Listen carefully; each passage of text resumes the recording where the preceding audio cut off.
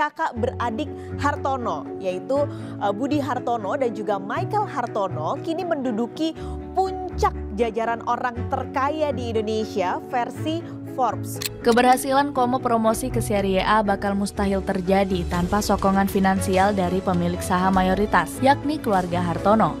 Gentleman game berarti kita harus menjunjung sportsmanship, menjunjung kejujuran.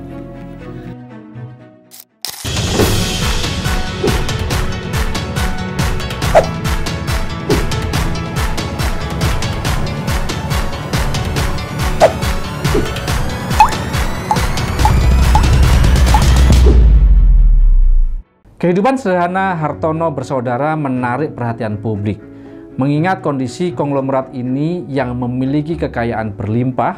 Dari kota kecil di Kudus, Jawa Tengah, mereka membangun kerajaan bisnis yang menjangkau hampir setiap sudut ekonomi Indonesia, mulai dari bisnis tembakau, perbankan, hingga teknologi.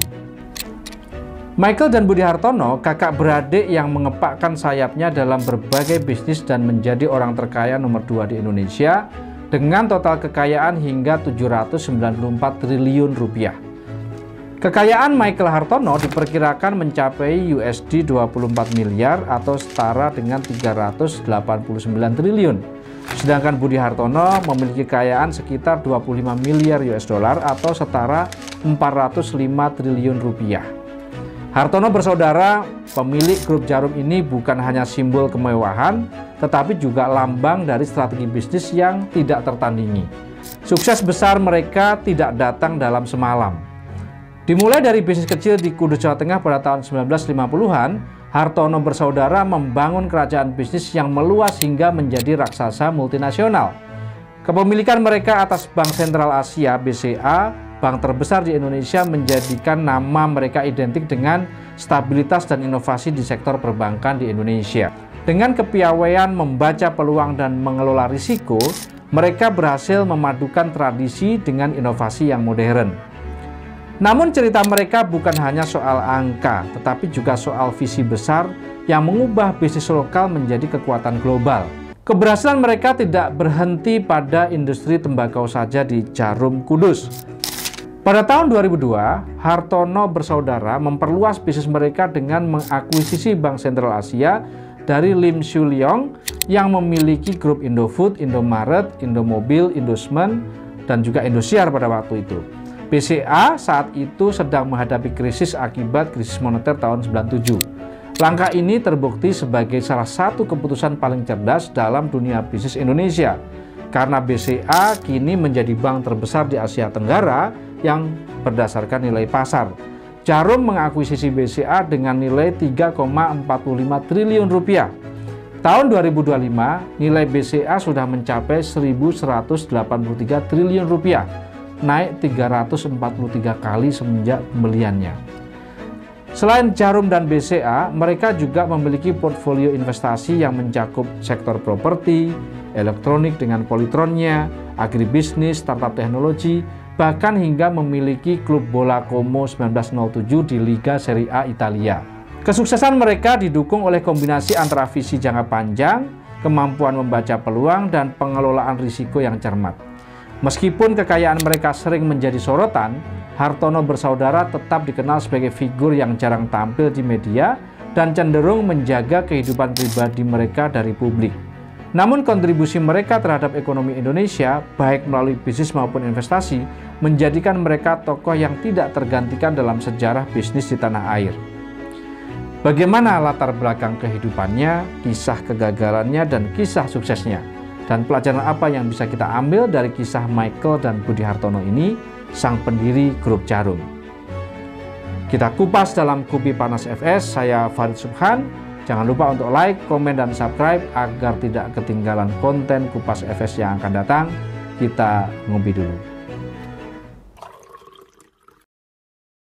Collab merek sepatu lokal Kangki dengan Dr. Tirta di TikTok pada 2024 lalu hanya 2 jam saja menjual ratusan juta dan bisnis terus berkembang berlipat ganda. Merek parfum lokal Human bahkan meraup omset ratusan miliar dengan strategi brand engagement. Ribuan UMKM, online shop, dan korporasi mendapatkan manfaat berlimpah dan kebanjiran order. Jangan biarkan omset Anda stagnan bahkan turun terus karena kurang kreatif. Ayo bergabung dengan Masterclass Vokasia. Digital Marketing Hack, strategi praktis untuk melipat gandakan omset bisnis. Anda akan belajar dengan para pakar digital marketing dari nol, mulai dari membuat konten yang viral, menjalankan iklan Meta, Google, TikTok yang efektif, mengelola sosial media seperti TikTok, YouTube, Shopee Live, Facebook, dan Instagram, hingga belajar AI tool dan mengelola tim digital marketing yang efektif. Investasi kecil Anda hari ini akan menghasilkan omset miliaran untuk bisnis Anda ke depan. Klik link di bawah sekarang juga. Robert Budi Hartono memiliki nama Tionghoa Oi Hui Tiong yang merupakan anak kedua dari Oi Hui Guan, seorang Tionghoa Indonesia pendiri pertama dari Djarum. Budi Hartono adalah anak bungsu dan memiliki saudara kandung laki-laki bernama Michael Bambang Hartono atau Oi Gui Xiong. Sebagai generasi kedua dari keluarga pengusaha, Robert tumbuh dalam lingkungan yang mendorong kerja keras dan inovasi, serta memahami bisnis kretek sejak usia muda. Didikan ayahnya, yaitu Oi Hui Guan, mengajarkan nilai-nilai disiplin dan keberanian dalam mengambil risiko, yang menjadikan fondasi kesuksesannya. Dan juga Michael Bambang Hartono mewarisi Djarum dari ayah mereka, Oi Hui Guan. Perusahaan ini awalnya adalah usaha kecil yang memproduksi rokok kretek di Kudus, Jawa Tengah. Awalnya keluarga ini memiliki bisnis yang kecil yang memproduksi rokok kretek dengan merek Djarum di Kudus. Setelah kebakaran hebat pada tahun 1963 yang menghancurkan bisnis perusahaan keluarga ini, Hartono bersaudara mengambil alih kepemimpinan dan berhasil membangun kembali Djarum menjadi salah satu perusahaan rokok terbesar di Indonesia, bahkan dunia. Masa kecil Hartono bersaudara. Hartono bersaudara tumbuh dalam keluarga yang sederhana, namun berkomitmen pada kerja keras. Pendidikan mereka sangat mendukung pengembangan logika bisnis mereka, khususnya kemampuan keluarga ini di dalam menganalisis data, menganalisis pasar, dan juga melakukan inovasi dalam strategi operasional bisnis mereka. Serta mereka belajar pentingnya nilai-nilai kejujuran dan juga konsistensi dalam menjalankan usaha. Masa kecil mereka banyak dihabiskan di Kudus, Jawa Tengah, sebuah kota kecil yang dikenal sebagai pusat industri rokok kretek di Indonesia. Sejak kecil, Hartono bersaudara tumbuh dalam lingkungan yang keras dan penuh tantangan. Ayah mereka mengajarkan nilai-nilai kerja keras, ketekunan, kedisiplinan, yang kelak menjadi landasan kesuksesan keluarga ini. Namun, masa kecil mereka tidaklah mudah. Ketika Oi Hui Guan meninggal pada tahun 1963, Djarum saat itu masih berupa bisnis kecil yang baru saja mengalami kebakaran hebat yang hampir membuat perusahaan ini bangkrut. Dalam situasi yang penuh tekanan ini, Robert dan Michael Hartono yang pada waktu itu masih berusia muda harus mengambil alih tanggung jawab besar untuk menyelamatkan perusahaan keluarga. Pengalaman masa kecil yang penuh tantangan ini membuat karakter Hartono bersaudara menjadi sosok yang tangguh dan visioner. Dari usia muda, mereka sudah belajar untuk menghadapi risiko yang besar dan mengambil keputusan yang berani, sebuah kemampuan yang nantinya membawa mereka ke puncak sukses dalam karir keluarga Hartono. Kisah kegagalan Hartono bersaudara. Kejadian titik terendah dalam kehidupan Hartono bersaudara adalah ketika kebakaran hebat terjadi di pabrik rokok Djarum tahun 1963. Dulu Djarum hanya sebuah bisnis rokok kretek lokal yang pabriknya pernah mengalami kebakaran hebat sehingga semua aset nyaris habis tidak tersisa. Saat itu Djarum adalah bisnis kecil yang masih berjuang untuk bertahan hidup. Kebakaran ini menghancurkan sebagian besar fasilitas produksi sehingga nyaris membuat perusahaan tidak bisa bangkit lagi.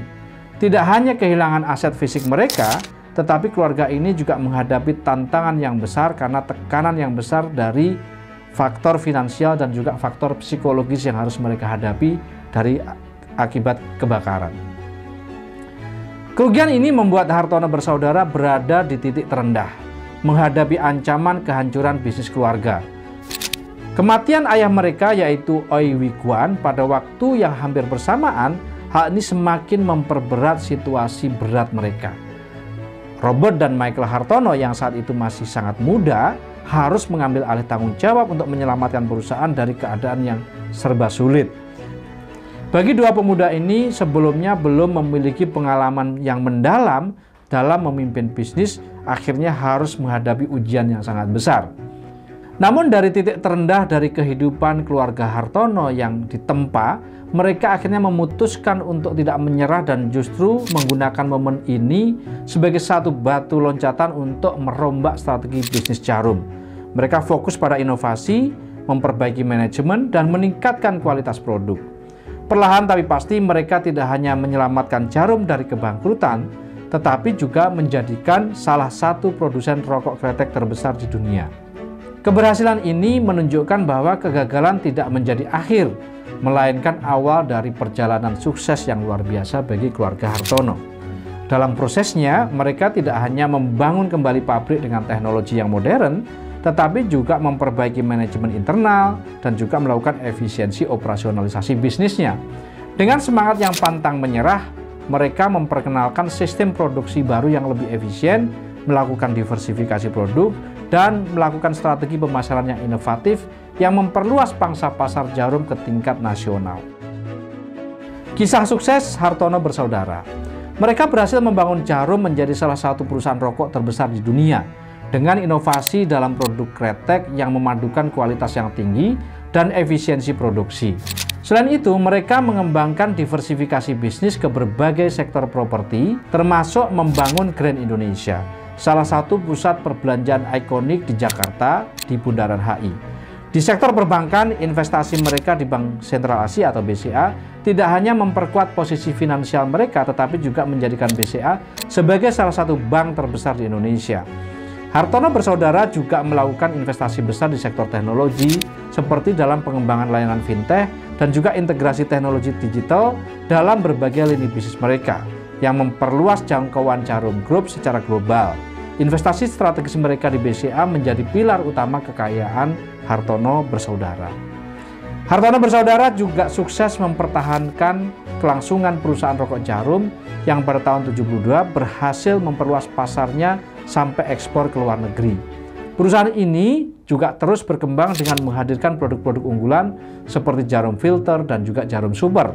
Keberhasilan mereka dalam mengelola Jarum membuka peluang bisnis lain, termasuk akuisisi saham BCA dari Salim Group selama krisis ekonomi 1997-1998. Selain bisnis rokok, mereka juga mengelola Polytron, perusahaan elektronik yang telah bertahan selama beberapa dekade di bawah naungan Jarum, serta memiliki keterlibatan dalam startup gaming Razer.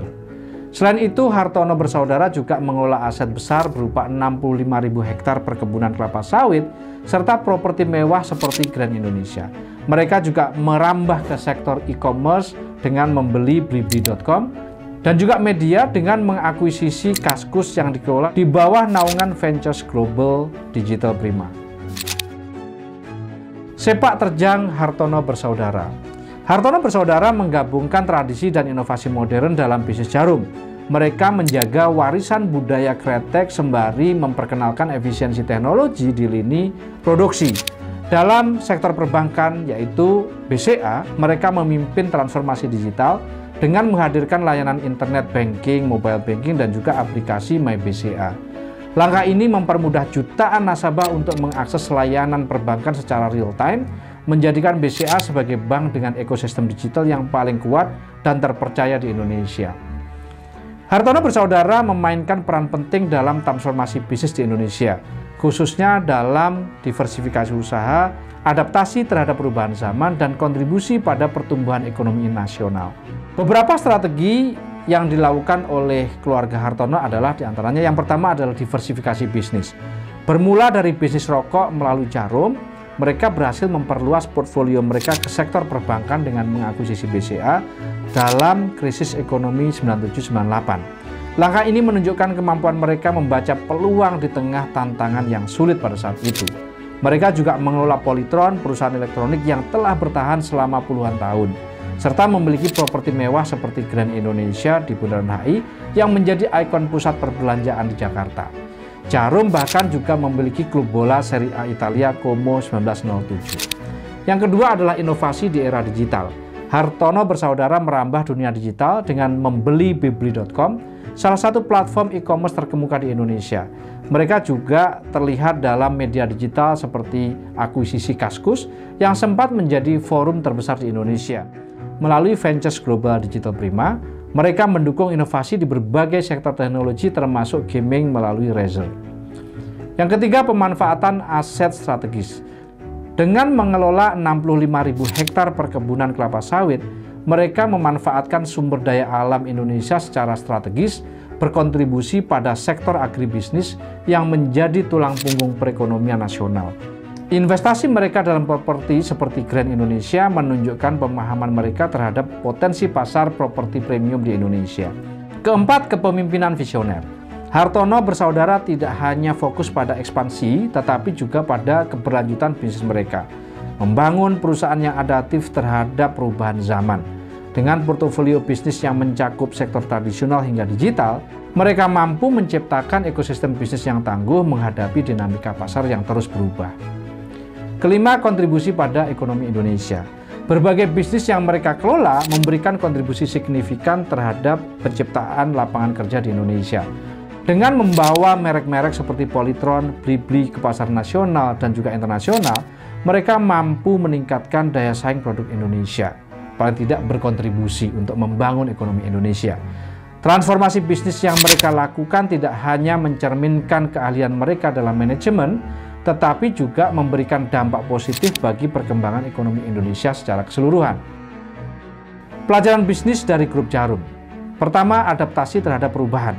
Ketangguhan dalam bisnis bergantung pada kemampuan beradaptasi dengan perubahan, baik dari sisi perubahan pasar, teknologi, maupun perubahan regulasi. Hartono bersaudara adalah contoh nyata bagaimana perubahan dapat tetap relevan dan juga memanfaatkan peluang-peluang baru seiring dengan perubahan pasar. Pebisnis Indonesia perlu terus memantau tren pasar, mengadopsi teknologi yang relevan, dan juga bersiap mengubah model bisnisnya jika terjadi perubahan yang signifikan di pasar. Kedua, manajemen risiko yang baik. Mengelola risiko secara efektif adalah kunci keberlanjutan bisnis, terutama dalam menghadapi ketidakpastian ekonomi. Pebisnis Indonesia harus membangun sistem manajemen risiko yang kuat, termasuk analisis menyeluruh sebelum mengambil keputusan besar, serta menyiapkan dana cadangan untuk situasi darurat tertentu. Investasi secara diversifikasi. Diversifikasi membantu mengurangi ketergantungan pada satu sumber pendapatan dan melindungi bisnis dari fluktuasi pasar yang drastis. Pebisnis perlu mempertimbangkan diversifikasi strategis dengan memahami potensi dan juga risiko di setiap sektor baru yang ingin mereka masuki. 4. Pentingnya inovasi berkelanjutan dan mempertahankan relevansi bisnis. Inovasi adalah kunci untuk mempertahankan daya saing, terutama di era perubahan. Para pebisnis perlu mendorong budaya inovasi dalam organisasi dengan memberikan dukungan terhadap penelitian dan pengembangan dan juga adopsi teknologi baru. Kelima, ambisi untuk membangun konglomerasi bisnis yang kuat dan juga keberanian untuk mengubah arah bisnis keluar dari zona nyaman, dari industri rokok hingga perbankan, teknologi, dan hingga bahkan bola. Semuanya pun berhasil. Hartono bersaudara memberikan pelajaran penting bagi para pebisnis di Indonesia tentang pentingnya adaptasi, pengelolaan risiko, diversifikasi, inovasi, ambisi, dan persistensi. Dengan menerapkan prinsip-prinsip ini, pebisnis dapat menjaga kelangsungan usaha mereka, tetap relevan di tengah perubahan pasar yang dinamis, dan menciptakan nilai jangka panjang bagi pelanggan serta pemangku kepentingan lainnya. Bagaimana menurut kalian? Apakah inspirasi yang kalian dapatkan dari kisah Hartono bersaudara dari Djarum Group ini? Ayo berikan pendapat kalian dengan komen di bawah. Jangan lupa untuk like dan subscribe untuk mendukung konten Kupas FS. Sampai berjumpa kembali pada program Kupas FS yang akan datang. Saya Farid Subhan, salam miracle.